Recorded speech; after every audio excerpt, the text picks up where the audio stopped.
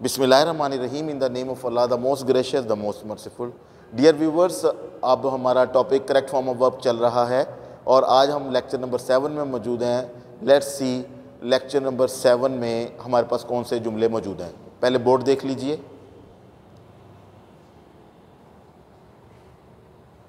जी, हम देख रहे हैं कि सेंटेंस नंबर 1 में ही डैश टू माई लेटर। तो ऑप्शन नंबर ए में do not reply, B did not reply, C have not replied और डी आर नॉट रिप्लाइंग। उसने मेरे ख़त का जवाब ना दिया। So he did not reply. एक और बात मैं आपको ये बता देता चलूँ, अगर आप ये डू नॉट की तरफ देखते हैं तो ये भी हमें ऑप्शन सही लगता है, लेकिन यहाँ पर ये ऑप्शन सही नहीं है। क्यों? ही के साथ कभी भी डू नॉट नहीं होगा। हाँ, अगर ये डज नॉट होता तो ये भी करेक्ट ऑप्शन था कि वो मेरे ख़त का जवाब नहीं देता है, लेकिन चूंकि ये डू नॉट है इसलिए हमें क्लियर कट ये बता रहा है कि ये ऑप्शन नहीं यूज़ करना, ऑप्शन नंबर बी यूज़ करना है, that is did not reply. उसने मेरे ख़त का जवाब ना दिया। अगला जुमला, it dash since last night. It dash since last night. जैसे मैंने आपको पहले कहा, अगर सिंस और फॉर वाला वर्ड आ जाए तो वो हमें present perfect continuous, past perfect continuous का पता देता है। लिहाजा हम देख सकते हैं कि हमें चाहिए होगा हैज़ बीन या हैव बीन या हैड बीन के साथ आईएनजी वाली फॉर्म कहाँ पर मौजूद है। ऑप्शन नंबर ए में हमारे पास रेन्ड वर्ड है, बी में रेन्स, सी में हैड बीन रेनिंग और डी में raining.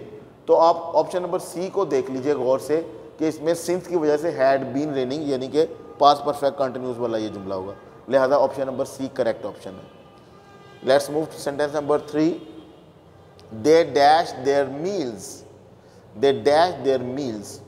So before the guest arrived, they dash their meals before the guest arrived. वो मेहमानों के आने से पहले खाना खा चुके थे।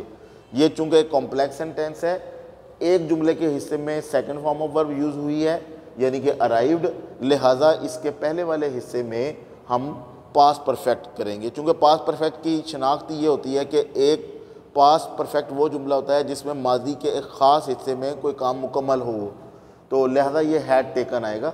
दे हैड टेकन देयर मील्स, वो खाना खा चुके थे बिफोर द गेस्ट अराइव, मेहमानों के पहुंचने से पहले। सो लिहाजा had taken, takes, taking, are taking, पहला ऑप्शन यानी कि had taken, that is the right option. Sentence number 4, they always dash back home late. They always back home late. Late के स्पेलिंग देख लीजिएगा। They always dash back home late. So always का जहाँ पे भी word आ जाए तो ये प्रेजेंट इंडेफिनिट का होता है, यानी कि हमें फर्स्ट फॉर्म ऑफ वर्ब चाहिए। देखते हैं हमें फर्स्ट फॉर्म वर्ब कहाँ पर मौजूद है। तो हम देख रहे हैं कि is coming, has come, had come और ये ऑप्शन नंबर डी में कम वर्ड जो है वो मौजूद है। लिहाजा डी ऑप्शन, चूँकि come first form of verb दे रहा है, लिहाजा ये हमारा राइट ऑप्शन है। और नंबर 5वां, do you dash to school every day. Do you dash to school every day.